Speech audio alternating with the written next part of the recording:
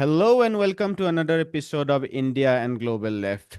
This is the fifth dialogue between Professor Richard Wolff and Professor Prabhat Patnaik. In the past four episodes, we have discussed tariffs, BRICS, war, and socialism, placing them in the wider canvas of capitalism and imperialism or an alternative to that. Today, we are going to discuss decline of the US empire and the emergence of an alternative multilateral world. Over the past 6 months or so, we have seen quite a diametrically opposite mix of rhetorics on the position of the US in the global stage, and as a corollary, the state of the US economy within global capitalism. On one hand, mainstream media has been leaving no stone unturned to deny structural decline of the US empire and US capitalism by holding on to straws like the great contribution of AI driven US tech stocks or the lack of alternative to dollar as a global currency, the ability of the Wall Street to sustain the assault of tariffs, and even looking at segments of the US business world by overlooking broad-based aggregate indicators on labor market, inflation, and consumer sentiments, all of which point in the negative directions. On the other hand, we are also seeing quite an excessive optimism and juvenile celebration sometimes about the collapse of the dollar, the collapse of the US empire, the end of Western dominance, and sometimes even end of capitalism. My own sense is none of these two sides capture the reality as they are emerging, although the counter narrative might be more accurate in capturing the direction of change than the mainstream narrative that is stuck in the old paradigm. And so I have with me two eminent economists, two well known Marxists of our time, Professor Richard Wolff and Professor Prabhat Patnaik, to answer my questions. Professor Wolff and Professor Patnaik, welcome back to India and Global Left. Thank you. Thank you. Thank you as well. Thank you. Professor Wolff, if I could start with you, I think a good place to make an assessment of the decline of the US empire and the rise of an alternative is the recently concluded global event that Western mainstream media has been trying to portray as a Chinese event, but it's been a global event. I'm talking about the SCO summit and the subsequent Chinese World War II Victory Day celebration.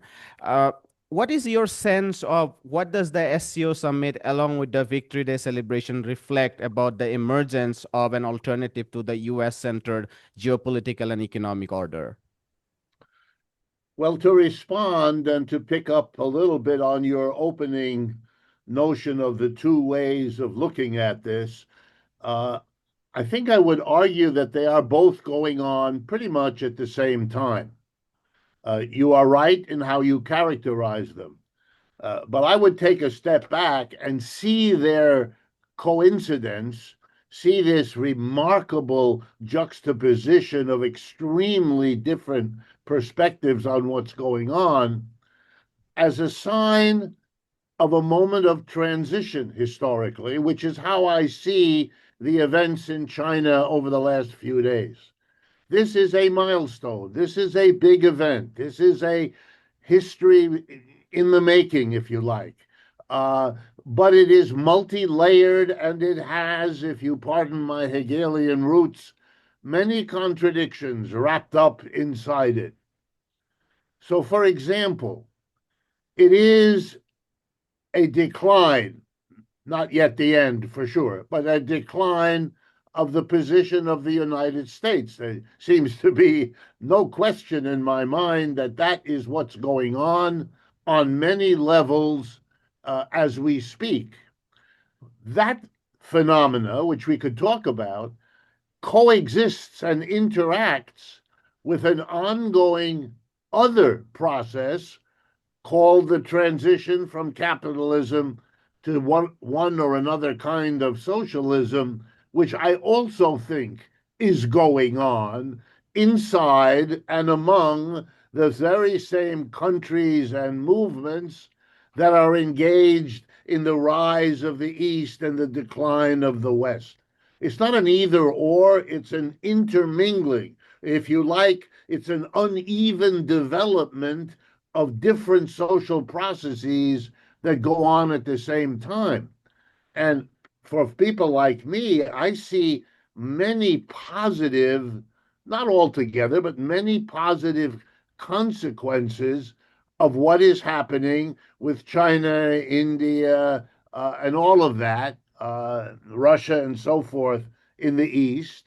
I think that is changing the world economy likely in an irreversible direction. I really do see it as the evolution of capitalism away from its center of origin, Britain, Europe, and so on, to become much more global, and in the process, not only to change its geography, but to change where is the dynamic growth center and where is the decline. And that is shifting as we speak. But again, I don't see that as a perspective that denies or refuses to see or undervalues class struggles, struggles between workers and employers, that has its logic and its foundation and has moved east along with everything else about capitalism over the last century and is not going away, is not going to disappear, may take different forms, may take different organizational arrangements. But I think our analysis needs to be focused on the interplay, without necessarily cheering the one or regretting that the anti-colonial or the anti-American phase of this is dominant for a while.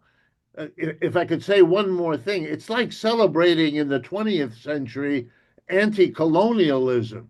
You could do that without being blind to the fact that bourgeoisies could emerge in the former colonial countries and become the power, become the dominant shaper of what's going on. That wouldn't mean that you denied or didn't see the different layers of all of this.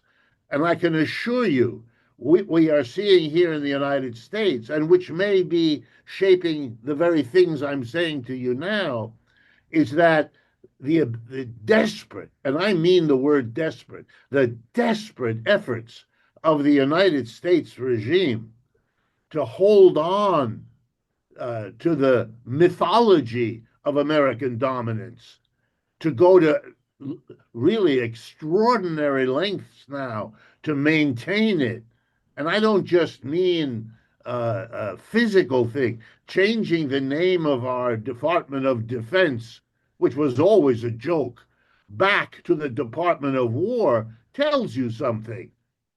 The ability of the United States 3 days ago to shoot and kill 11 people in a boat 1,000 miles from the United States, a boat carrying who knows what, from where to where, none of it known.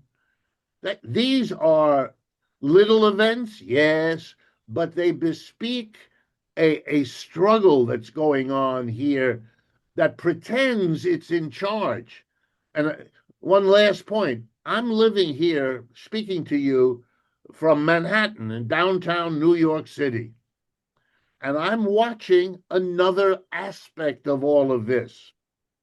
A socialist Muslim young man is en route to becoming the mayor of New York City.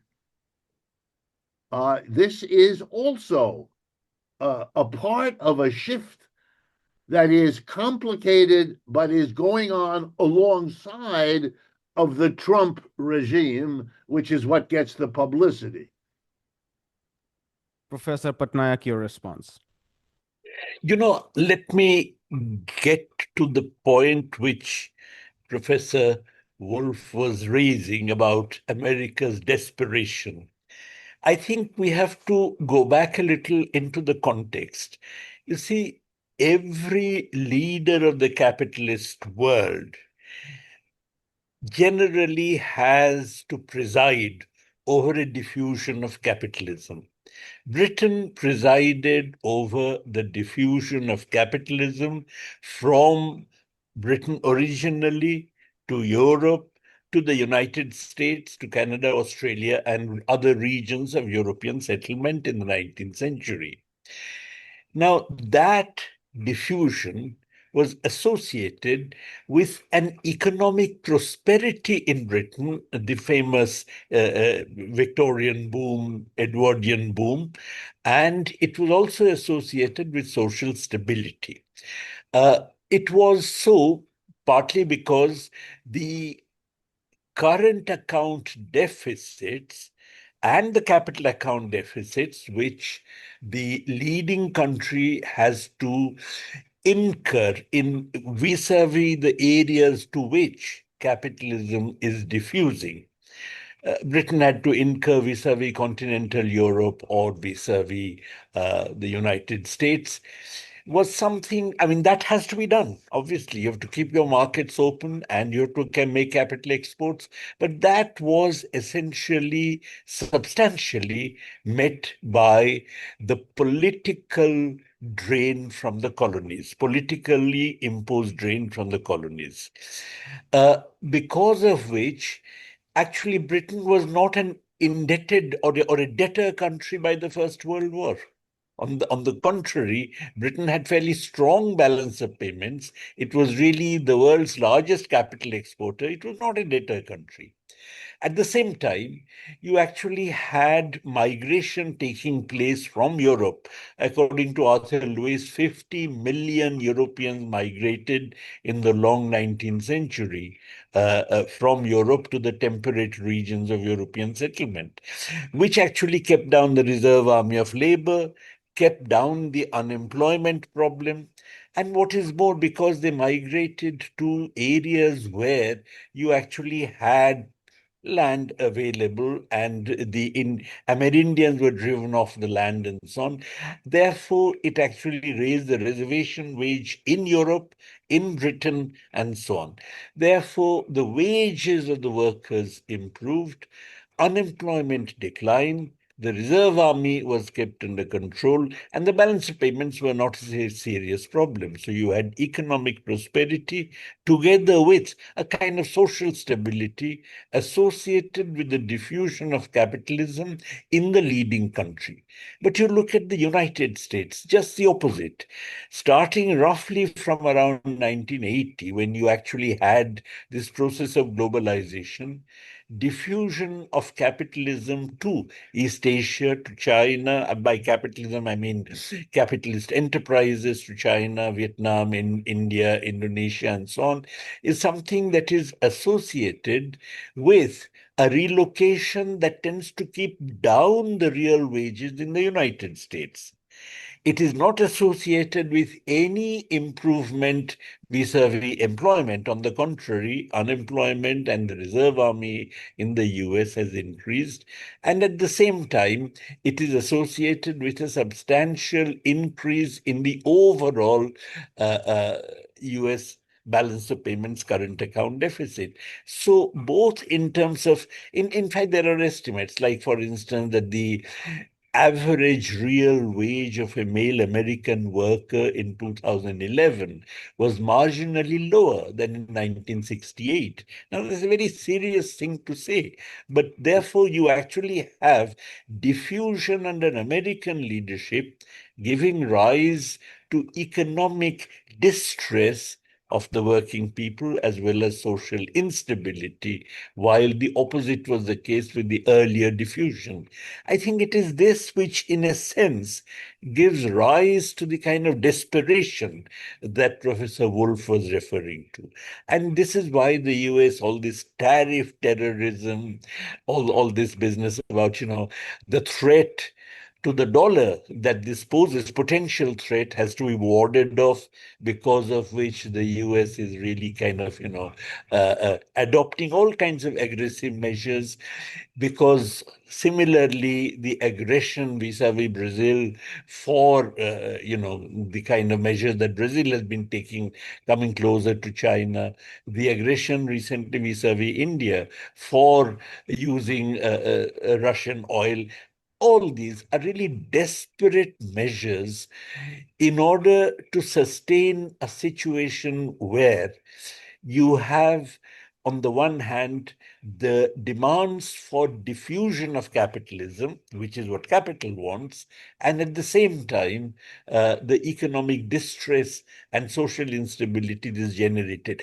That contradiction is something which the US has not been able to overcome and is desperate to overcome, and is desperate to overcome at the expense of all kinds of countries of the third world.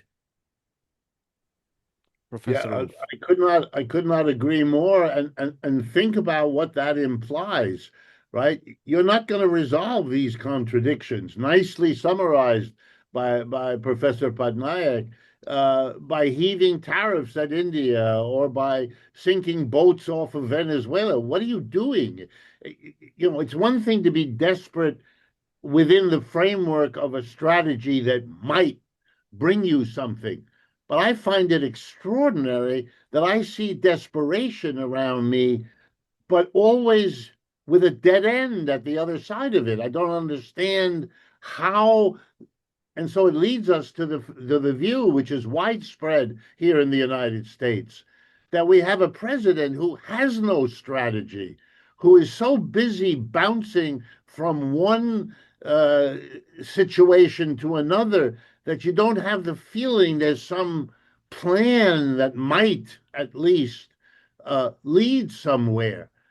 And here's a couple of other things that come to my mind as I listen to Professor Patnaik. On the right in this country, which is stronger now than it has been for quite a while, the single most frequently heard word with which to denounce the enemies of the right wing is the word globalist. The enemy of our right wing are globalists. And those are, you know, left wingers are given that name. Big banks in New York are given that name. The bad businessmen and women who want to keep open trade with the East, these are all denounced as globalist. The whole notion, since they're right wing, the language of anti colonialism, anti imperialism is not available to them. They either don't know it or they don't want to get near it. So they had to come up with globalism. So they understand the last 40 years, that summarized by that statistic about real wages having not only not gone up, but actually shrunken. For them, this is all the fault of a globalism, and they want the United States to reject globalism, to do everything to make the United States number one. So it becomes a strategy for the ennoblement, for the enlargement of the self image of the United States, and that's it. And so punishing Putin or punishing Modi or punishing Xi Jinping or punishing anybody is a sign of the dominance of the United States. It is a kind of politics of theater that may always have been there, but strikes me these days as extraordinarily pronounced here. I'll come back to some of those economic questions, and I intend to spend more time about some of these economic contradictions in the imperial core as we are discussing. But just to just to discuss for a moment, if we could discuss the military situation, to add one more point to the difference between Britain and the United States, as Professor Patnaik astutely explained. I also wonder if the military situation is different because in the 1930s, of course, there were economic hopes, reconstruction in the global south, waves of decolonization, or even hopes of decolonization at that moment. But Britain was not as militarily powerful because the United States, Germany, etc., were emerging as alternatives. Today, China has emerged as an alternative, and Ukraine has shown that Russia is definitely a very powerful alternative. But I'm wondering if the military might of the United States is on the decline, because we are seeing the United States bombing Iran, threatening Venezuela now, has already threatened Panama to invade, to change ownership and investment rights into ports in Panama. Um, I wonder, how do you look at the so-called decline of the U.S. military empire? Is it real?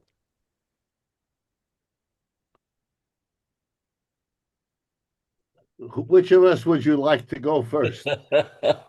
Yeah, maybe Professor Wolff can comment, and then Professor Patnaik can come. Well, I can tell you this, the amount of money being spent on both external and internal military in this country is at record highs. So if you want to know about the commitment of the leadership of the country to military spending, military advance, it is as strong as ever. And in one way, much stronger. I mean, the two big increases in this year's budget for the United States government are in the Department of Defense, about to be renamed Department of War, and on the other hand, for immigration, ICE. ICE is going to be given $170 billion over the next 5 years, if I understand the budget. That's the equivalent of establishing a new internal army, one whose function is not external but internal, to round up whoever it is designated, whoever they're told to arrest, and to deport them all over the world. And it seems to me that the lesson of history is any country that's willing to do that on a massive scale, the way this country is now doing it to undocumented immigrants, is only a very few short steps away from doing it to lots of other groups, including those who are citizens, et cetera, et cetera. So we are very much becoming a militarized society. The president has already sent troops in his first term to Oregon, now in his second term to Los Angeles, with promises that he keeps making that he will soon be sending ICE, that new army, into both Chicago and here to New York. So I could go on, but you're seeing levels of internal militarization that we have not seen before.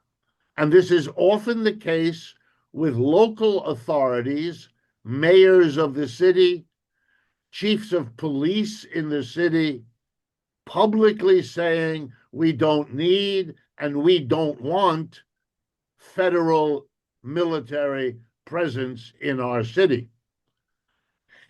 It is only a matter of time until local opposition, real or fabricated, will violently resist, and then the government will have the excuse of that resistance to do this on a mass scale, which many Americans expect, some with applause, some with horror.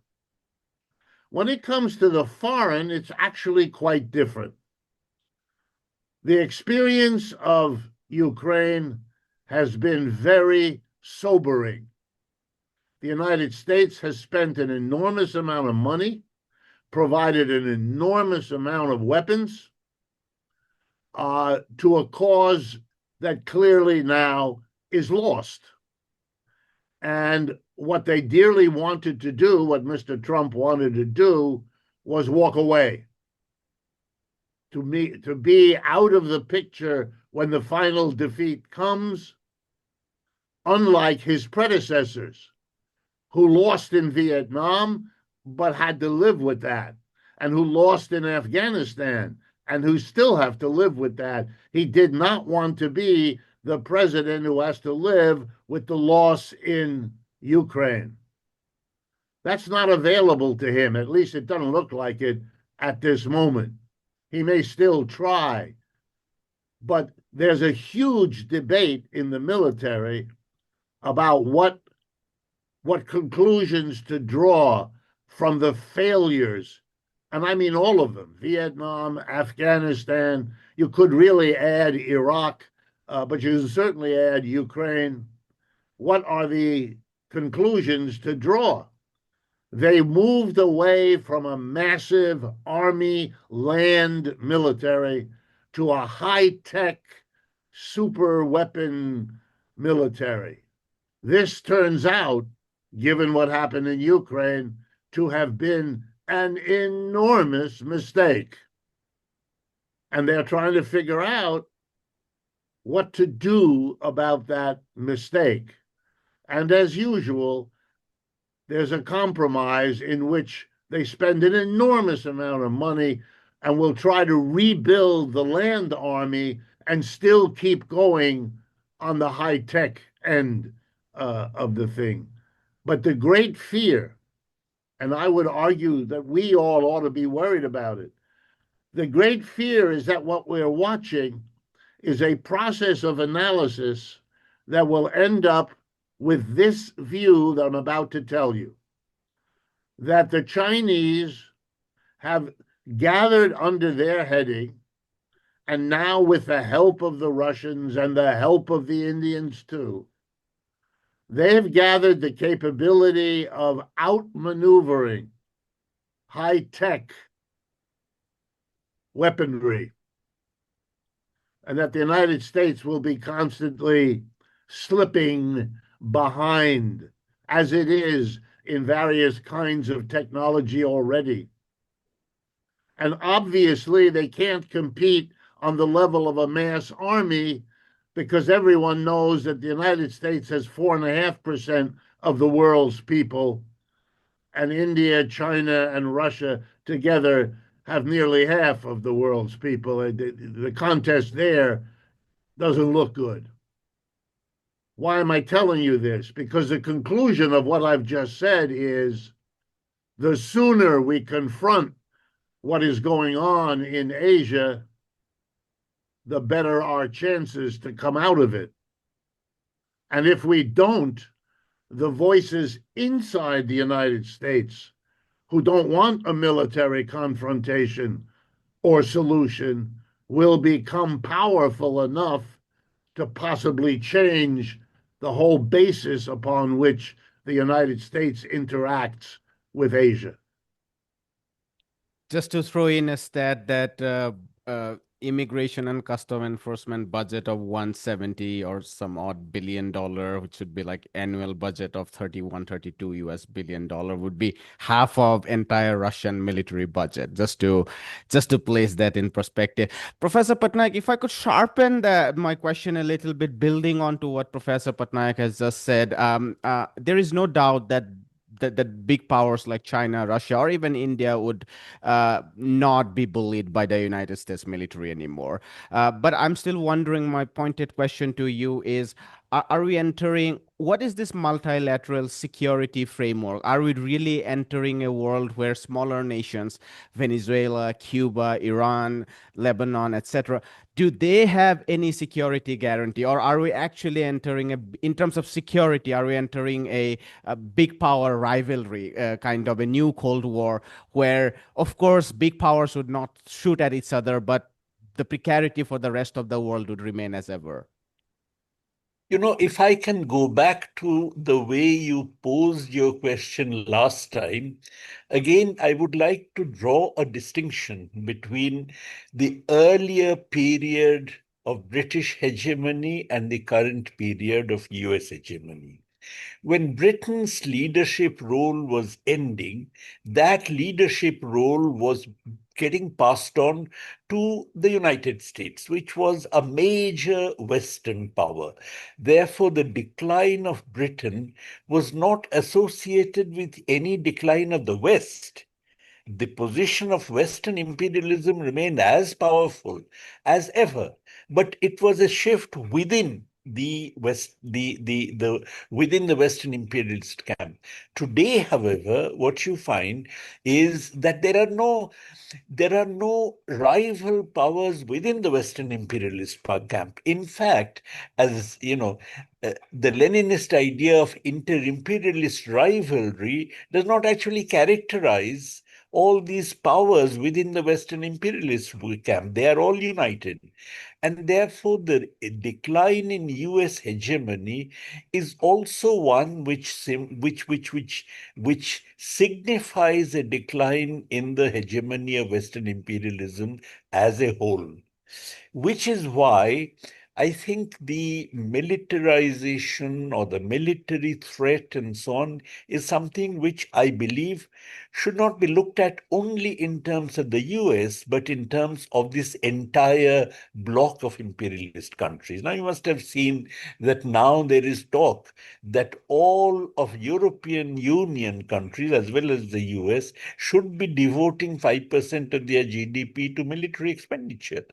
Now, in a situation in which fiscal deficits are not allowed to increase beyond a point because of the fact that globalized finance capital doesn't want it, this would necessarily mean a cutback in welfare expenditures. In other words, the kind of gains that the workers had got immediately after the Second World War under the aegis of social democracy are gains which not only have to an extent been rolled back, but are going to be drastically rolled back further in the years to come. So we are really going to see if the 5% thing which they have all committed themselves to comes about, we're going to see really a shift from even the last vestiges of welfare capitalism to really a highly militarized capitalism within the Western imperialist camp. Now, but of course, this is something which I believe is not going to re-establish either the hegemony or overcome, if you like, the contradictions of imperialism. On the other hand, they are going to be ever sharper than before, because this is going to sharpen the contradictions domestically to the extent that welfare expenditures are being cut.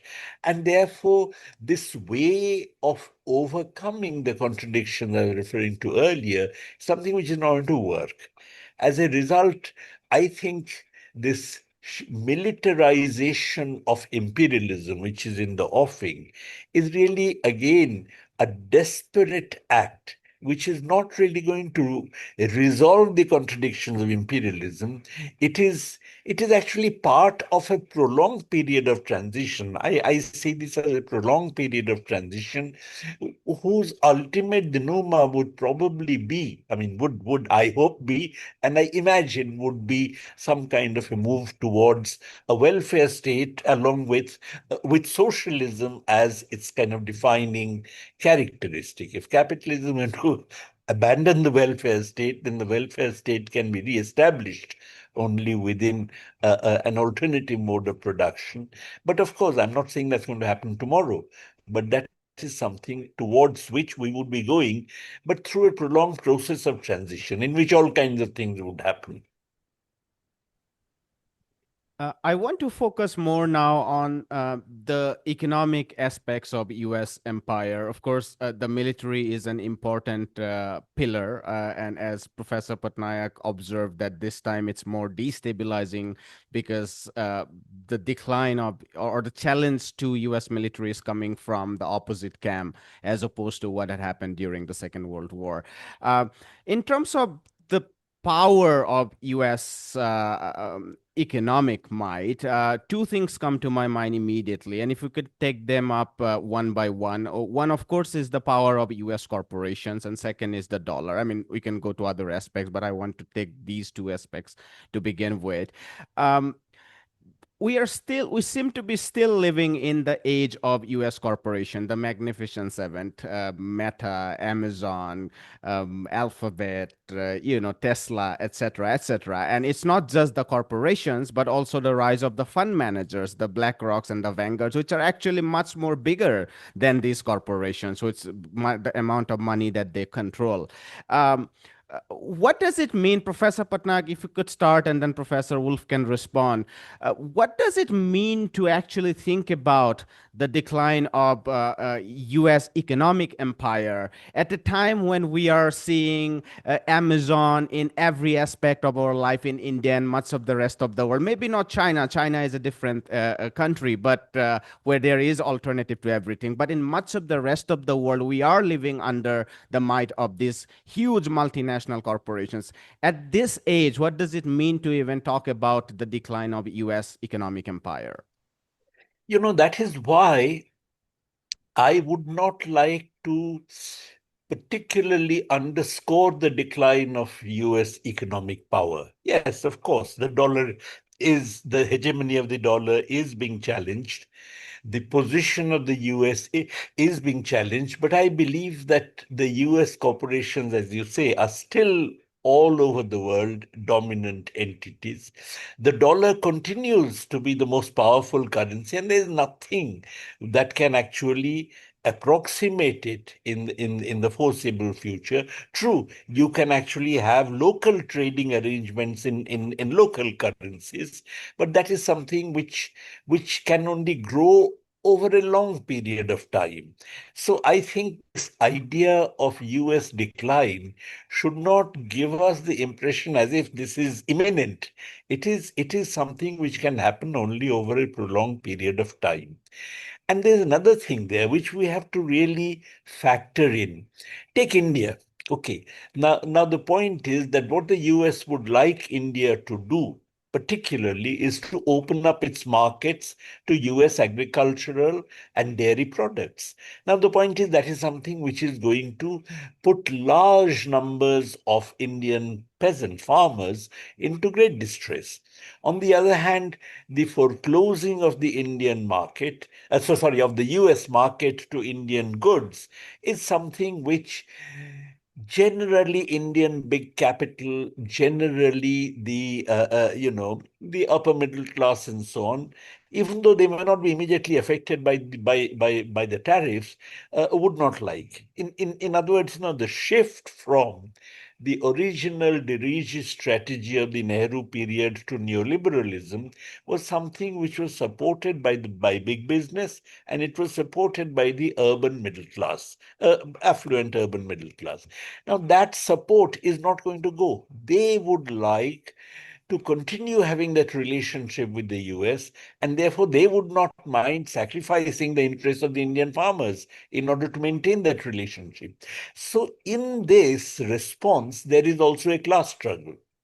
And therefore, the way that a country like India, or that would be true of most third world countries, actually proceeds in response to the kind of, Trumpian challenge is something which would be also marked by the nature of evolving class struggle in these countries.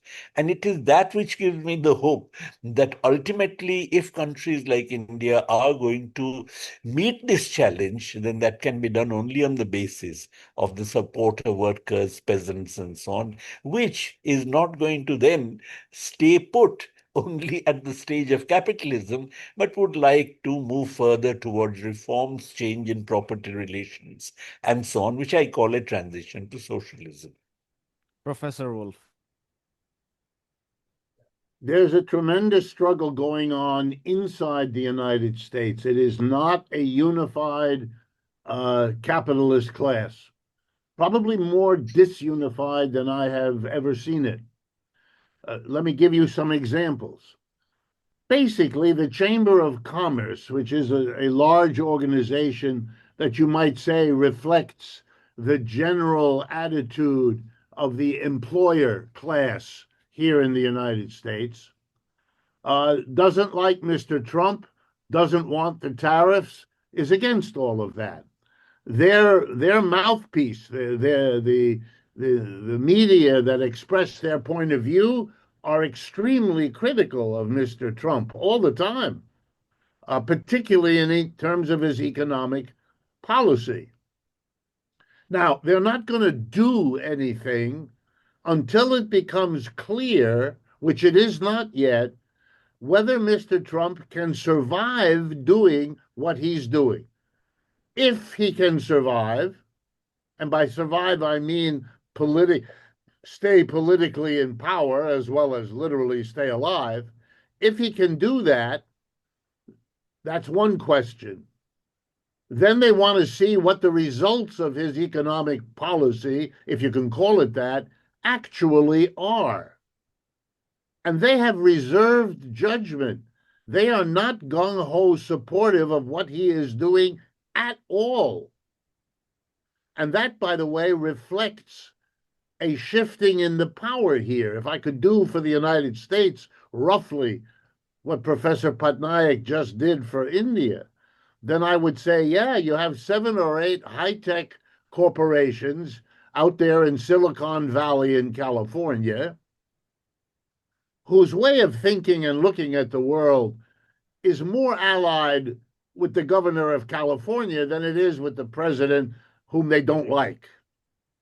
On the other hand, the president has shown a willingness to mobilize American governmental power to either help them or hurt them, one by one, to subordinate them. And literally last night he had a dinner where he invited the heads of all the high-tech companies, with one exception, Elon Musk, who was excluded because he's no longer favored by Mr. Trump. But if these tariff maneuvers don't work, if they produce reactions, and by the way, one of the most frequently cited now is the reaction in which the movement of India to be closer to China is presented here as a blowback, a reaction to the imposition by Mr. Trump of the additional 25% tariff on Indian goods. So it's set up, it could have been explained in 100 different ways. It was set up as that. That's because people are very nervous. That's why the courts are now ruling against the legality of the tariffs from the standpoint of American law. That's a sign, again, of the tension inside about whether the desperate condition of American capitalism, which, by the way, let's put it this way.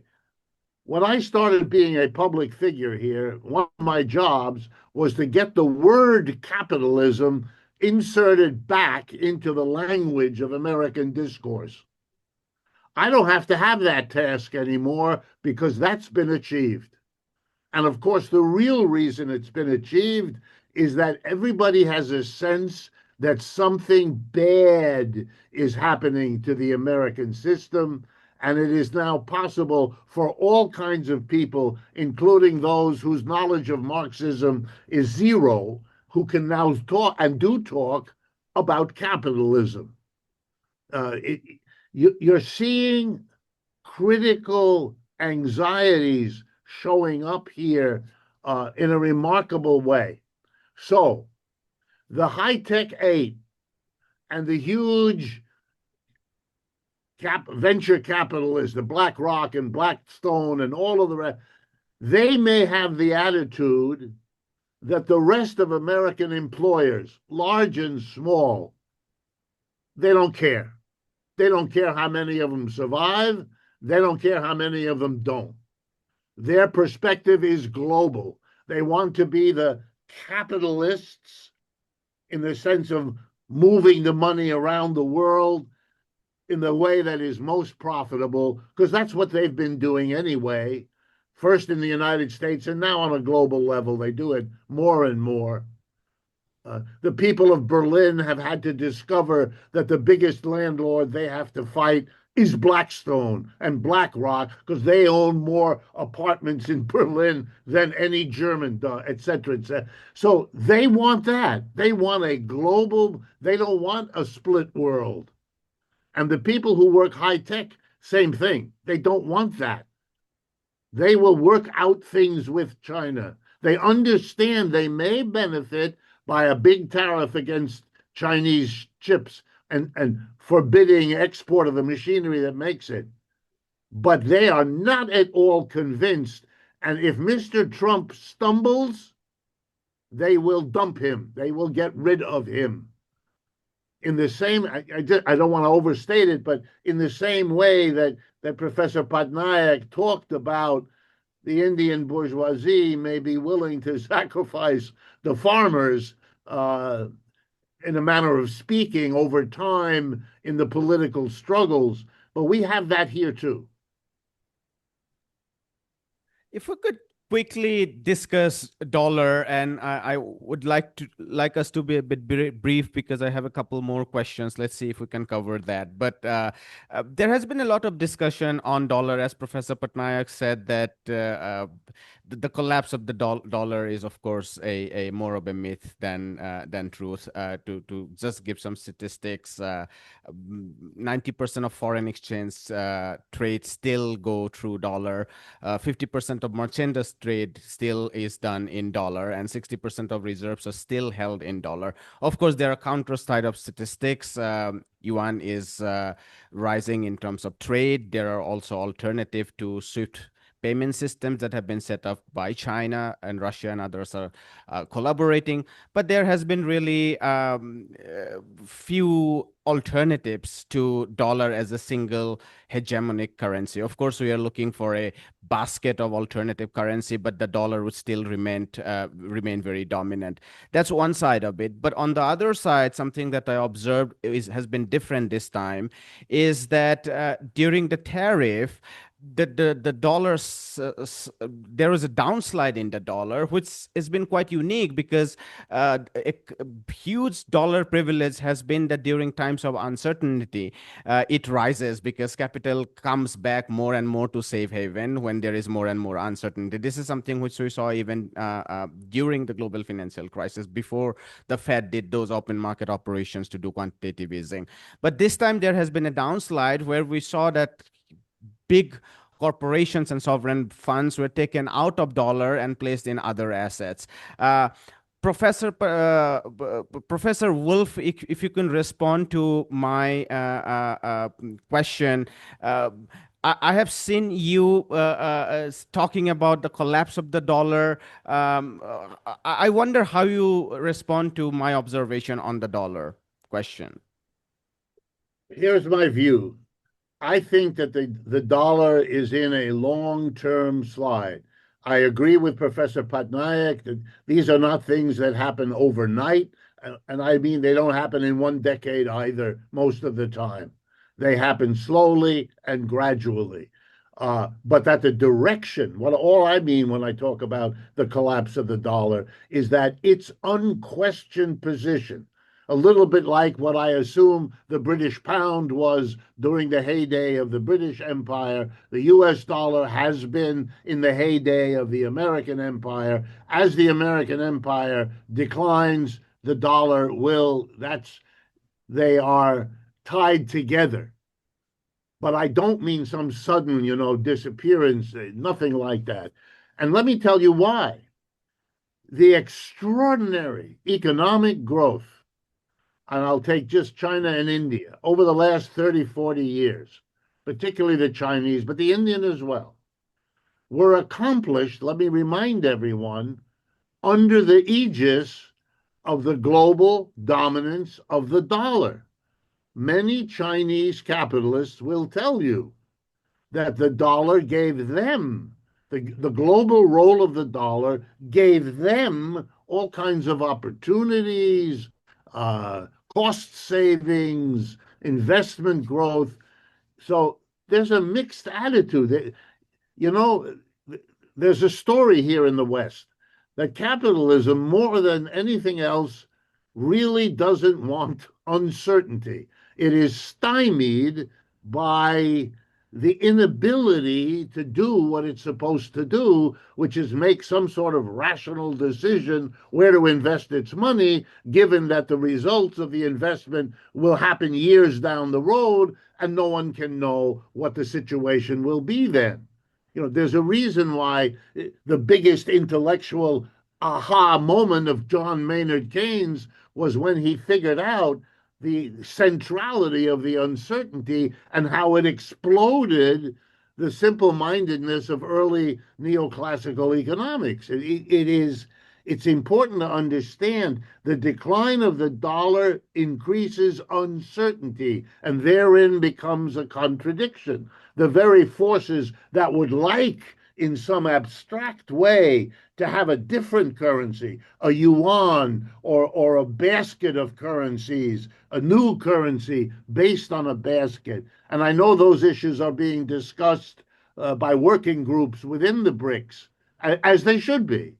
But you can see that the capitalist class might want to go in another direction, but is held back by the benefits of the dollar that they have already realized and now for many years, and the risk of an uncertain interperiod, which they do not look forward to at all. Professor Patnaik. I would like to suggest that while the dollar may be weakening against certain currencies, it is actually strengthening against a whole lot of other currencies. The Indian rupee is an obvious example. Any country against which President Trump is really imposing punitive tariffs is a country from which speculative globalized finance is trying to flee because they anticipate difficulties of balance of payments and therefore they want to quit these countries. Therefore, already now, the Indian rupee has sunk to a record low. And this is likely to continue in the days to come. So really, it is a two-sided story. That on the one hand, the dollar may be weakening against certain hegemonic currencies, against certain powerful currencies, but I think against a whole lot of third world currencies, the dollar is actually strengthening. And I don't see, as Professor Wolff pointed out, I don't see any immediate replacement for the dollar. I mean, I believe you would have trading arrangements taking place among a number of countries, maybe local trading arrangements and so on. And those would occur in their local currencies. And over time, to the extent that these trading arrangements grow in their scale and scope, then of course you would have a decline in the position of the dollar. But I do not see, like, let us say, the British pound was replaced by the US dollar. I don't see the US dollar being replaced by the Chinese yuan. I mean, I really don't see that.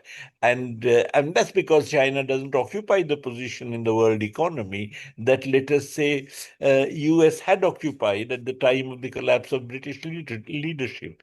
So I see a very different, protracted process occurring in which the dollar would decline. But on the other hand, it's not something which is immediate, you know, or even in the foreseeable future. China also has capital control, which restricts yuan to be a global currency. That's So right. there must be a huge financialization of the Chinese economy, to which there is tremendous resistance within the Chinese the party. So there has to be huge political change, and for the bad of the world. I think one of my questions, very important, I think, from the global south perspective, which I wanted to ask, neatly ties to what Professor Patnaik just spoke about. This difference in dollar vis-a-vis a basket of currency, uh, but not to the global south. So dollar might be depreciating vis-a-vis a lot of East Asian country, but dollar is appreciating in terms of India and other global south currency.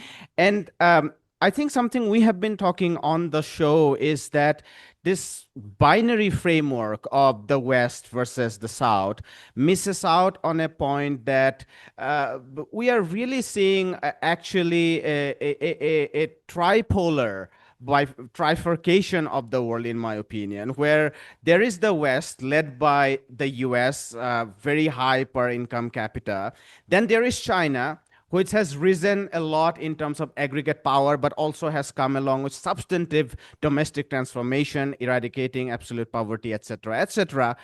And then there is the rest of the world, rest of the global south, where we have seen literally very little substantive increase or improvement in standard of living in the past 30 years. And I think that is very important to be discussed here, because quite often than not, this political, geopolitical discussions about challenge to the West misses out on the point that in terms of standard of living, in terms of a whole lot of things that actually matter to the global majority of the people, there hasn't been any convergence. And this misses out this very naive data about GDP convergence.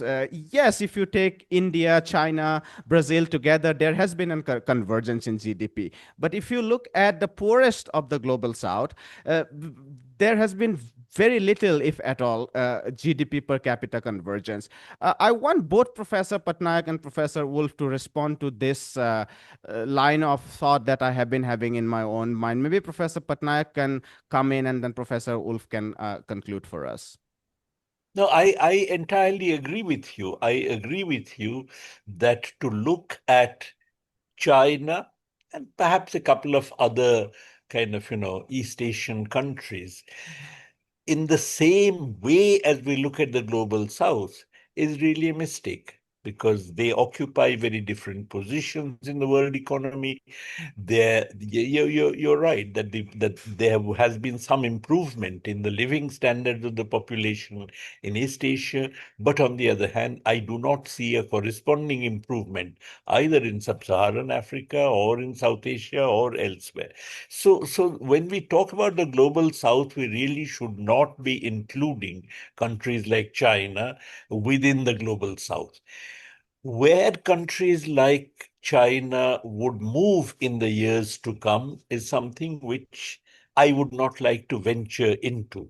But on the other hand, as far as the global south is concerned, particularly countries like India and others, I can clearly see that a cleavage has arisen in the post-independence period between the bourgeoisie and the kind of, big business on the one hand, including, of course, the urban middle class and the bulk of the people. There is no doubt that there has been an improvement in the position of the big bourgeoisie and the urban middle class, but there has been, if anything, a deterioration in the position of the bulk of the working people. Therefore, as far as these countries and these countries are concerned, particularly countries of the global south, excluding countries like China, their struggle is much more in the traditional way that we have seen under development. In other words, we have actually seen capitalism as being not the means of uplifting the people, but a means of suppressing the people.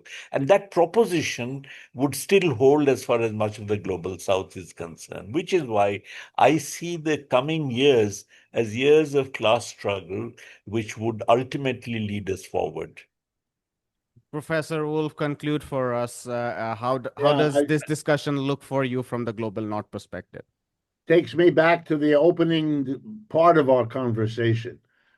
If you have the anti-imperialist struggle in all its complications, it coexists one way or another with that class struggle. And what Professor Patnaik has just told us is that if you look a little bit more disaggregatedly at what's going on, you begin to see where the class struggle is the issue, where the look, this has been an old struggle in all the anti-colonial, India included. You had your class struggle, people in the leadership battling with those who didn't want that class struggle to be in the foreground. They might have admitted it, they might have sympathized, but they had a, well, the conditions are shifting, so is the relationship between the anti-imperialist, that's where the United States comes in, and the internal to the BRICS or internal to the global south. We might even start giving way and stop using language about geography south and start using the language that focuses the attention on the different struggles going on inside the processes that we examine. And that includes the imperial core itself, because Yeah, there's been a huge struggle within the yes, US. and if Professor Patnaik is right, and I believe he is, if the budget shifts to militarism, if militarism is the only way to hold on either to the empire or to domestic capitalism, then you're going to squeeze the welfare state. And we in the United States are already seeing that the middle political is collapsing as people go to the far right or the left because they can't stand the existing deterioration of their situation. Yes. We'll leave it there. Thank you so much, Professor Wolff and Professor Patnaik. I wanted to have this conversation because it's so important to have a nuanced discussion about the changes and the world we are living in. Obviously, we live in an age of YouTube and social media where I don't accuse anyone else, because even I have to exaggerate sometimes to show trends that are actually emerging. But beneath that, there are different layers, as Professor Wolff said in our opening statement. So, once again, thank you very much, Professor Wolff and Professor Patnaik. Hi, my name is Ayushman. I, along with Jyotisman, have started this platform. In the last 2 years, we have tried to build content for the left and progressive forces. We have interviewed economists, historians, political commentators, and activists so far. If you have liked our content so far and want us to build an archive for the left, I have two requests for you. Please do consider donating for the cause. Link is in the description below. Also, if you are not able to do so, don't feel sad. You can always like our videos and share our videos to your comrades.